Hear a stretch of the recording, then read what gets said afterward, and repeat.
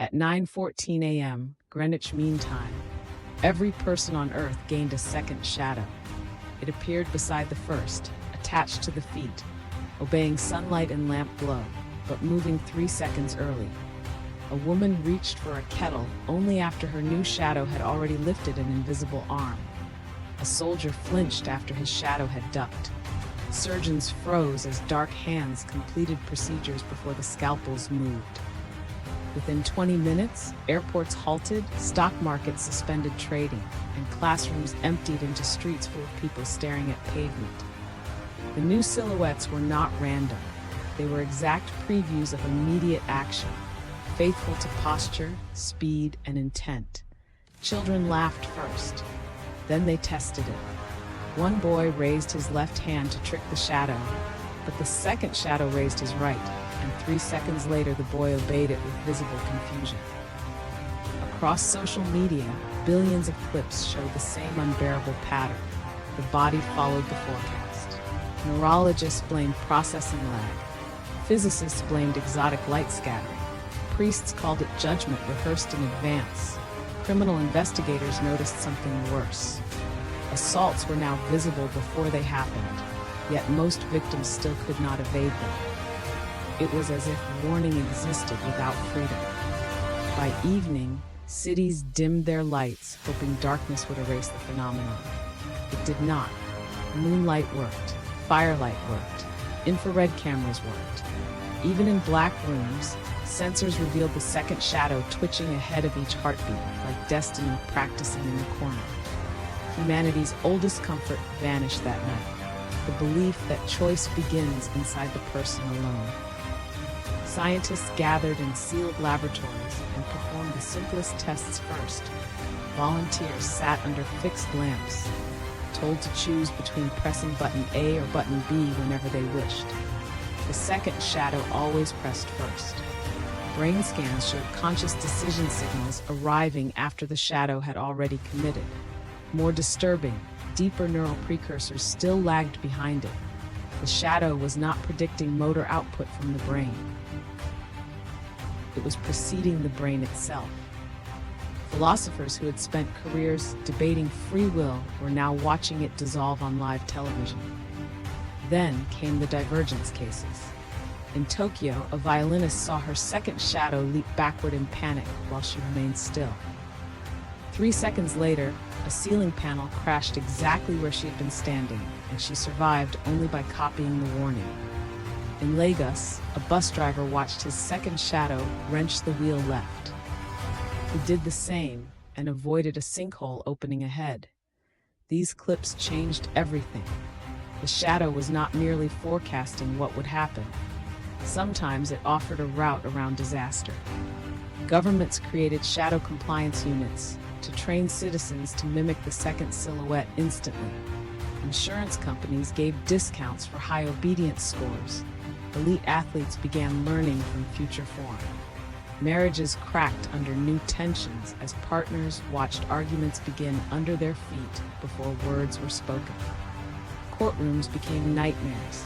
If a defendant's shadow swung first, was intent established before action?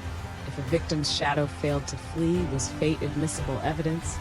Entire legal systems entered paralysis.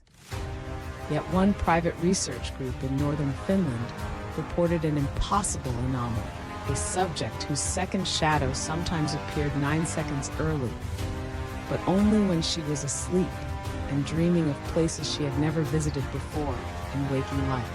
The Finnish subject was 31, blind since birth, and anonymous in every record except the codename Meyer. During sleep studies, her second shadow detached from normal bodily rhythm and enacted movements she never performed on the bed. It walked, it knelt, it reached toward architectural forms absent from the room. When researchers reconstructed the gestures in virtual space, they matched no known habit, language, or ritual. Then satellite archives found the pattern. Meyer's dreaming shadow was tracing corridors beneath Antarctica, specifically under a glacial zone never excavated by humans.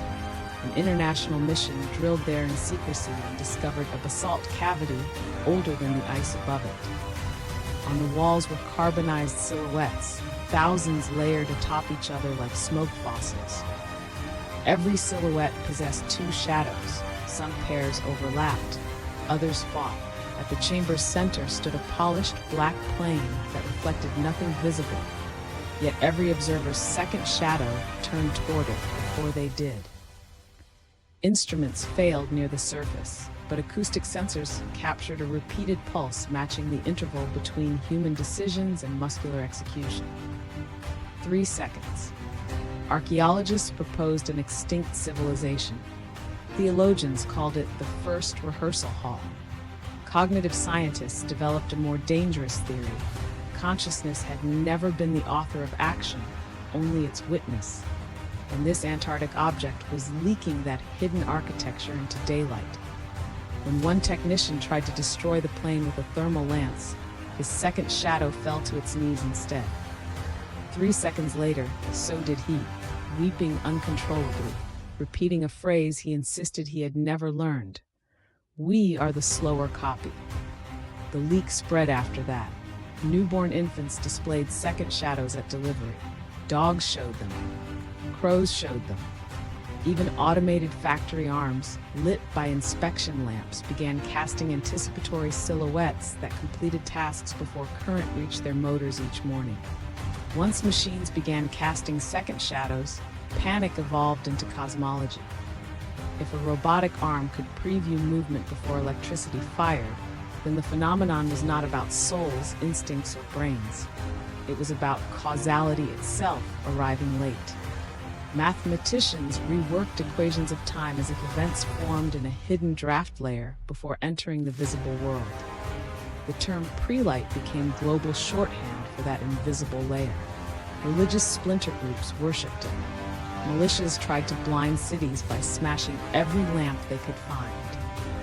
Financial markets reopened using shadow reading algorithms that profited 3 seconds ahead, then collapsed when the algorithm started predicting trades no human ever placed.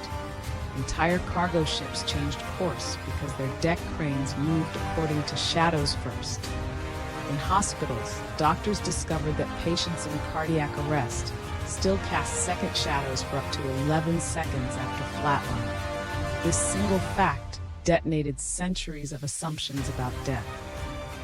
Families begged clinicians to keep lamps on loved ones, hoping the anticipatory silhouette meant consciousness lingered in prelight after the body had stopped. Black markets sold funeral lighting rigs. Cult leaders promised to teach mourners how to follow the dead where their second shadows had gone. The most feared footage came from prisons. In maximum security cells, inmates scheduled for execution began developing third shadows, faint and trembling, moving behind the second by another 3 seconds. The first confirmed case showed a condemned murderer standing motionless while a pale extra silhouette slowly touched the back of his own neck. 6 seconds later, the second shadow did the same. 9 seconds later, the man screamed before any needle entered him. Officials suppressed the video, but not before millions saw the implication. If there was a second rehearsal beneath life, there might also be a third beneath consequence. And something there had already started looking upward. Humanity adapted the way it always does, by ritualizing terror. Schools taught shadow drills. Pilots trained to obey anticipatory silhouettes during turbulence.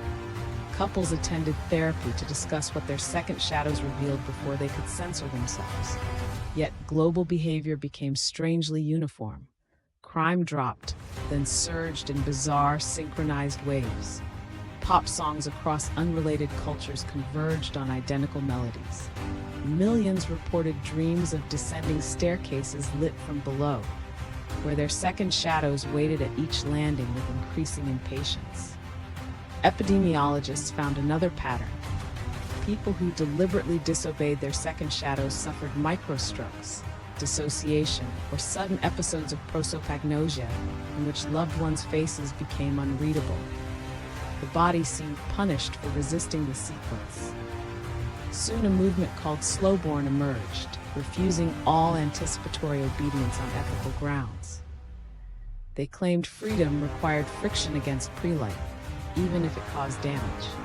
Their protests ended catastrophically in São Paulo, where 10,000 marchers stood under floodlights and vowed to move opposite their shadows. Witnesses saw a city block become choreography from another species.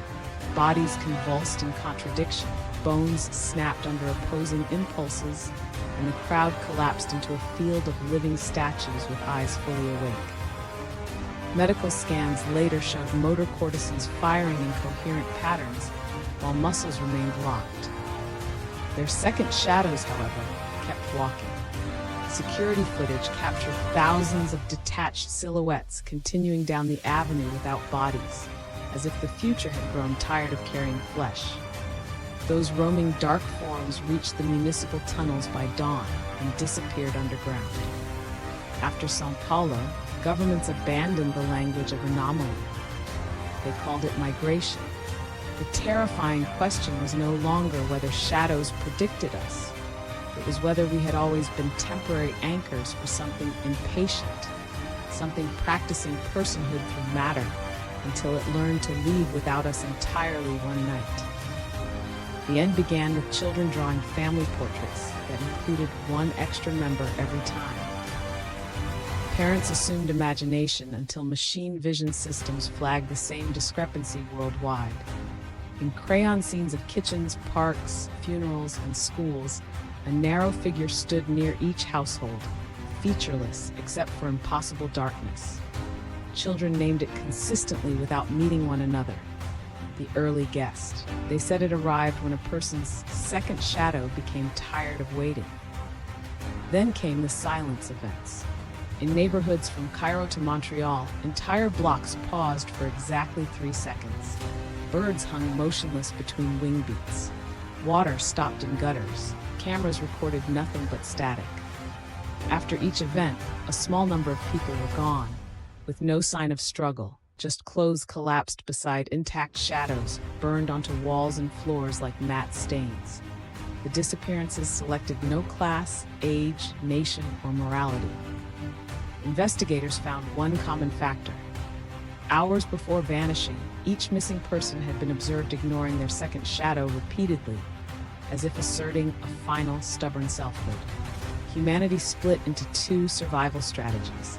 The majority embraced perfect compliance, living as elegant puppets of anticipation.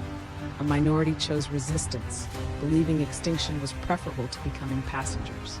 Meyer, the blind dreamer, delivered the last message before communications failed. She said prelight was not a place before time. It was a species of time, one that evolved under ours and had reached maturity. For millennia, it had used life to study decision, pain, and identity. The second shadow was simply its larval interface. Now it no longer needed rehearsal. When the next global pause arrives, imagine your feet. If one shadow remains after the other leaves, which one do you think was ever truly you?